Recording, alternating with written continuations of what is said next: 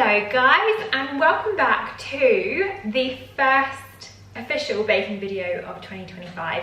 Now I thought I would start it off with a real goodie, and it is coming up to Australia Day on Saturday or Sunday, I can't actually remember, but sometime this weekend where we get a public holiday on Monday. So I thought, let's make a Australian / New Zealand classic. Now I know there's a bit of a war between the two of whether it's Australian or Kiwi, but I'm just gonna cover my grounds and say both.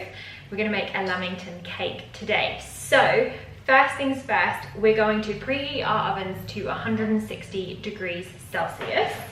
Then we are going to make our jam. So we're gonna make a lovely raspberry jam inside this lovely Lamington cake. Now for that, we have our raspberries and our sugar. Now as always, I will leave the quantities of the ingredients in the description box below, so you can just find them all below.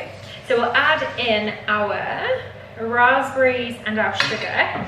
I've also got some lemon juice going in there as well that I'll add in. And then it's gonna go on a medium heat for 5 minutes until it's all lovely and bubbly, and then we're just gonna let it simmer for roughly around another 5 minutes until it sort of comes together and is almost like jammy consistency. Now, because we are dealing with sugar, it's going to get very, very hot, so please make sure that you have an adult present or you are just being super careful because it is going to be warm. Alrighty, so I have just taken my lovely raspberry jammy goo off of the heat. So as you can see, it's really, really hot, super, super steamy, but I know it's done because it's starting to coat the back of my spatula. Now normally the test is very similar to when you make custard. You sort of put a line through your spatula, and if it stays then you know it's done, but I can already see that that's done, and I'm not going to advise that anyone does that because this is really hot, so I don't want anyone to burn their hands or their fingers. So we're just going to leave this aside now to cool until it's fully room temperature, and then obviously once everything is done we can bring it back. For this Lamington cake, we're going to make a lovely Genoese sponge, which is pretty much majority egg, and it's a really light fluffy sponge. It's sort of the sponge that is commonly used in Swiss rolls or Yule logs, which we don't make this time of year, but a couple of months ago we would have made. So what we're going to do is we're going to add our eggs into our KitchenAid, our stand mixer or hand mixer or hand beater if you're using one of those, as well as our sugar. And then we're basically just going to whip this up until it is really, really thick and creamy and almost like ribbon consistency when we stop beating. I'll show you what I mean.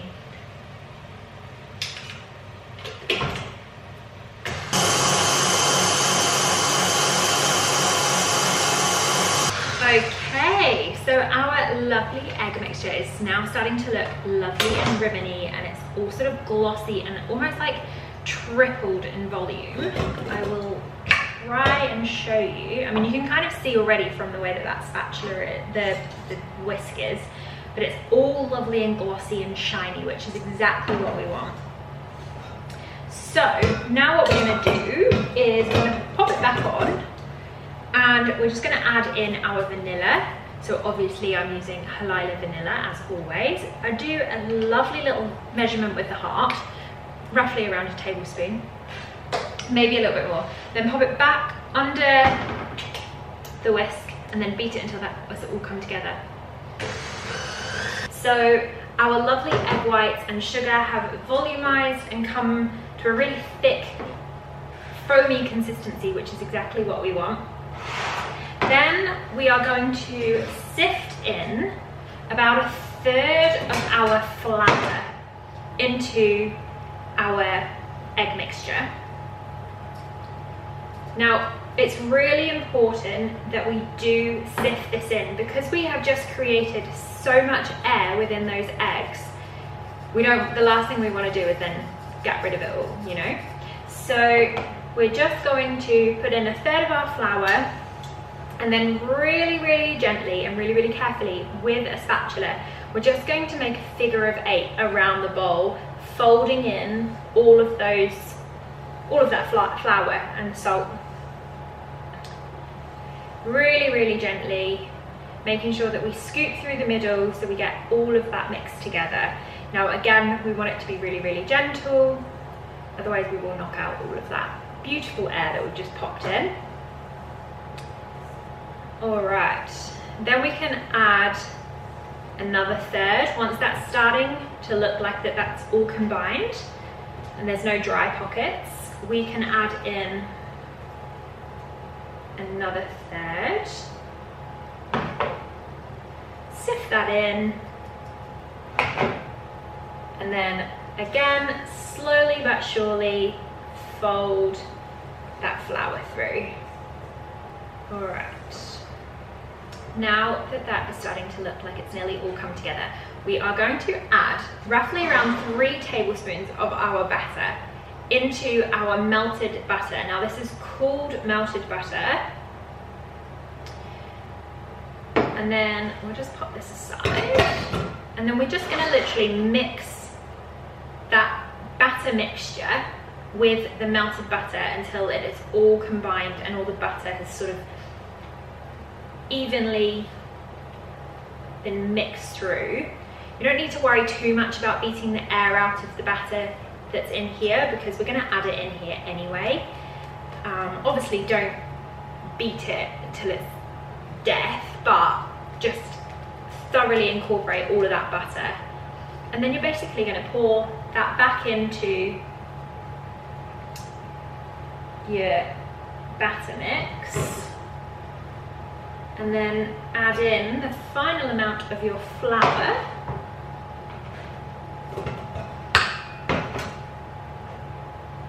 Like so. And then we can do our final fold and fold this all through, and then we can start popping it into our tins.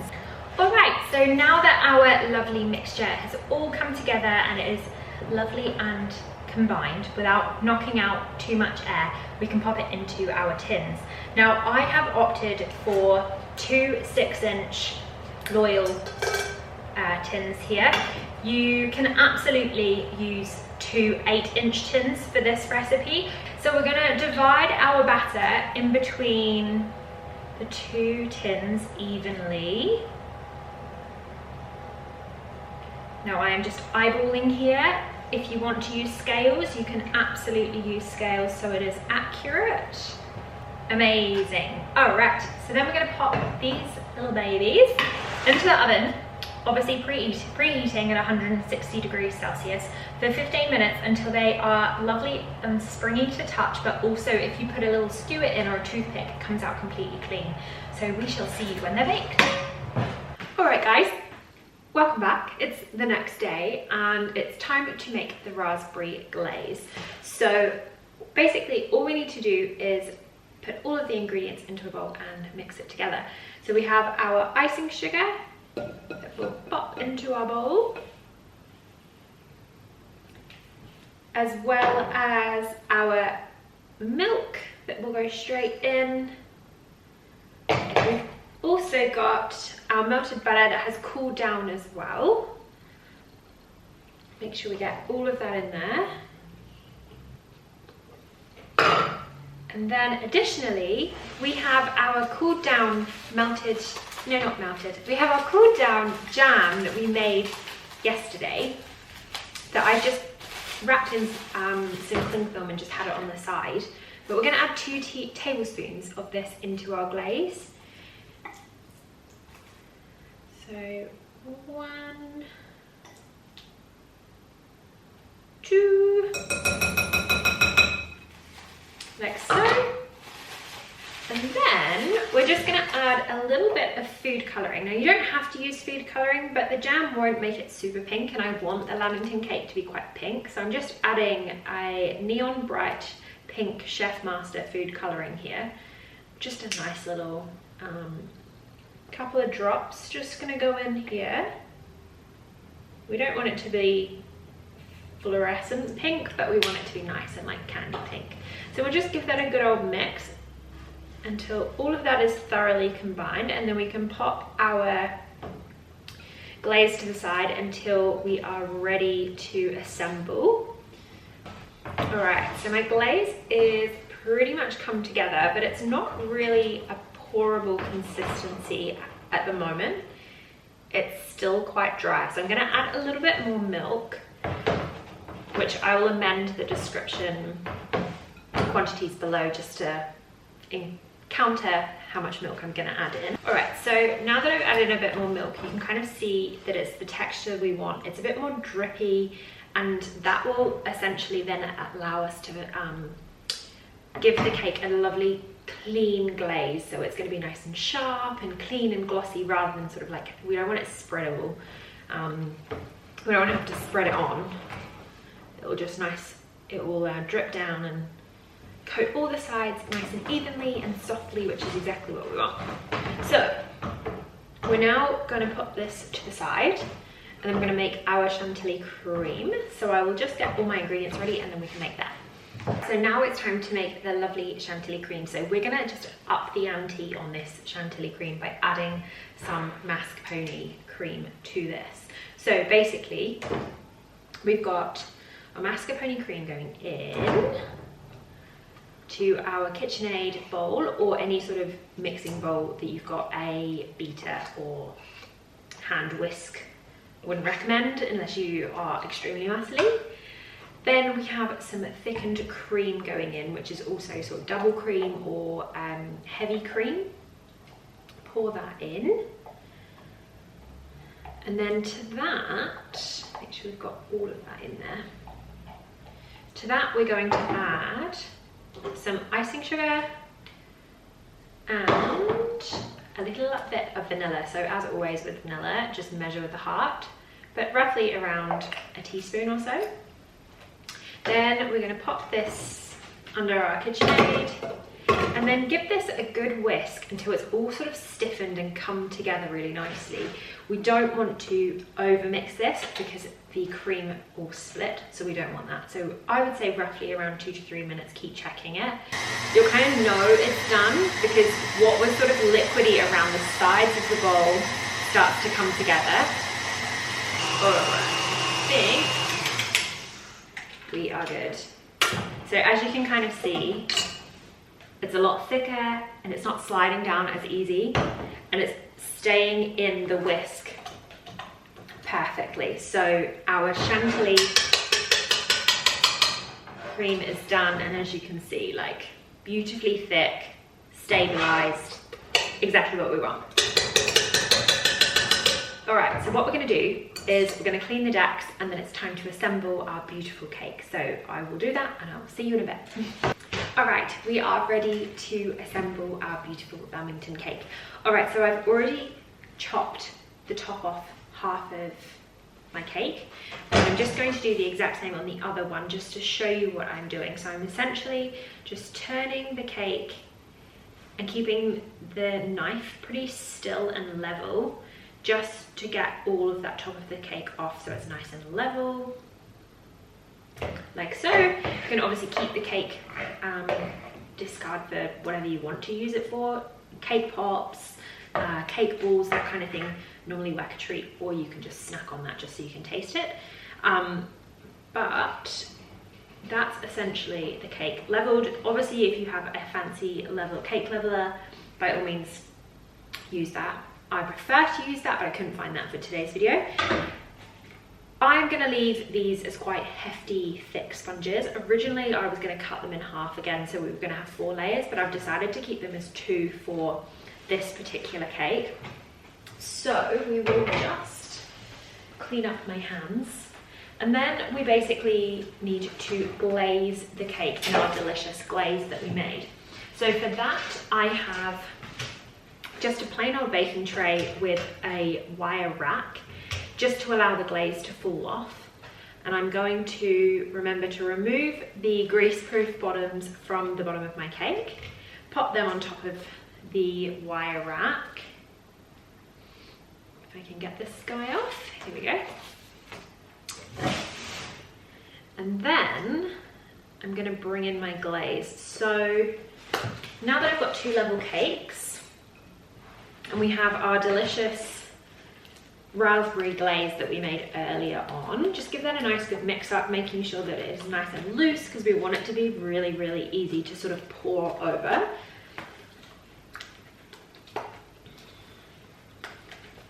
which this is looking pretty good. So I'm just going to put a good old dollop on the top and essentially allow gravity to do the work. I have brought in my spatula, like cranked, so not spatula, palette knife, in case we need a bit of help, just to encourage the icing to go down the sides. But essentially I'm just going to put 2 big dollops on the cake and then bring in my cranked palette knife and just kind of encourage the icing and the glaze to just pour down the sides of the cake. We may need to add a bit more of the icing. I have left a little bit in the bowl, so there is plenty to go around. We'll just encourage it to fall down the sides. It's starting to go down quite nicely now, and then we'll do the same on this one.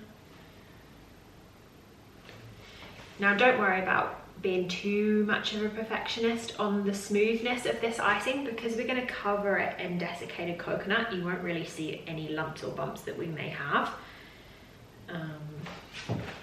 That's starting to look good, so we'll just give this a good little encouragement to go down the sides. Alright, so now it is time to sprinkle with the delicious coconut. So I have my desiccated coconut here, and I'm just going to generously apply the coconut all over the top of the icing or the glaze. Now you kind of want to give the icing a little bit of time to settle so that it all coats the cake evenly, but not too long that it goes hard, because obviously it is icing sugar in the icing glaze, so it will harden eventually. So we just want to give it a little bit of time to settle, but not to completely dry out. Now the sides are always sort of the challenging part with these kind of cakes, so I kind of just like to cup my hand with icing, with desiccated coconut, and then kind of just like move my hand around the cake without really touching much of the icing, but just encouraging that coconut to kind of coat that icing. All right, we are ready to put in our lovely cream and our jam. Now I've completely popped that onto a plate just so it's a lot easier, and I'm just going to go around the outside of the sponge with the cream, just so that there's a nice generous layer of cream in the middle. All right, like so. I'm not going to go too close to the outside, because once the weight of the second sponge goes on, it kind of will explode. And then we're going to pop our jam on. Now I'm just going to kind of go around the same and do a bit of a nice swirl, but we want a good amount of jam in between each layer, so don't want to be too stingy with this, like so. And then we can pop on our second layer.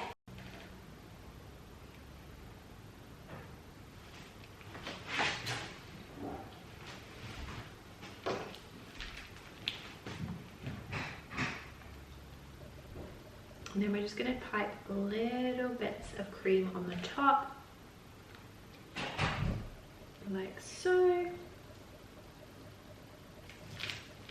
Now they won't stick to the cake very easily because we've got that desiccated coconut.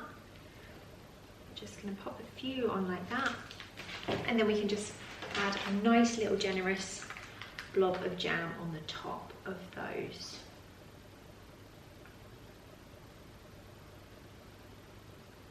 Like so, and there you have it, guys. Alrighty guys, there you have it. You have our delicious Lamington cake. Now I really hope you enjoyed this recipe and you enjoyed me being back behind my kitchen bench baking for 2025. I am so excited for so many bakes this year. I already have started planning Valentine's, so I'm really excited. So I hope you enjoyed this week's video. Be sure to give it a like, share and subscribe, and we shall see you in the next one. And please feel free to tag me if you make this as well.